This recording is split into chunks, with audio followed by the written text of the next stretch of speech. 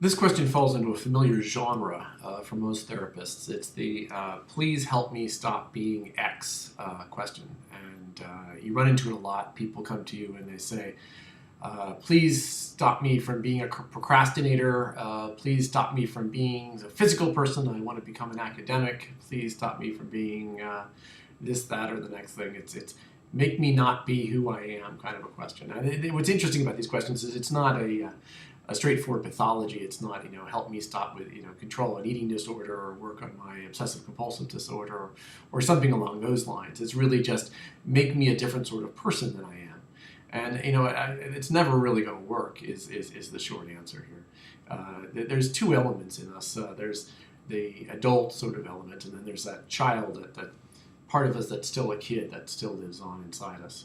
And usually these questions come about because someone is being very adult, and the adult is very fed up with how they are. They think they ought to be different, and they've decided to just ignore that child, to just power through that child inside you and change and become, the person who would please the adult. The reason it doesn't work is that the child, often has a point, and the child also is an important part of who you are. That inner child part of you follows the pleasure principle. He's your id. He's the little piece of you that really just does exactly what he wants to do, the same way you did when you were a child, when you were a little infant. Right now it sounds, in response to this letter, it sounds like you have a part of you that likes to do a lot of things at once, that likes to be a jack of all trades. And that's probably the part of you that is the child who has the desire to have a lot of interests, to have a lot of things on the table. Maybe when you were a little kid, you liked to have 3 toys on the table at once, and you'd play with all 3 toys at once, even if the teacher came along and said, only play with that toy, you can't play with 3 toys at once. Well, that's what you want to do.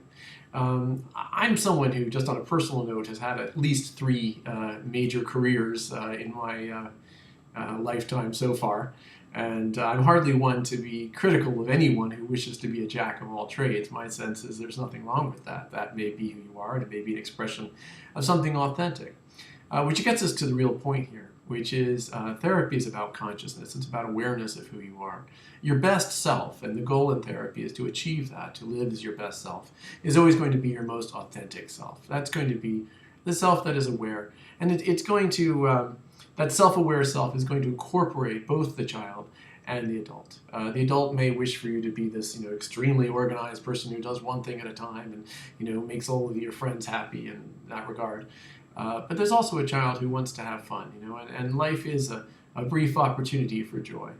And if expressing yourself means that you have multifarious interests, then maybe that's just how you work. Maybe that's okay. If you sit the kid down and talk to him, hear what he has to say, hear why it is that he likes to play with 3 toys at once, and he makes a good case for it, and you think to yourself, okay, well, he's a component of who I am, and he makes a pretty good case. He likes to play with 3 toys at once. It amuses him. It's more fun.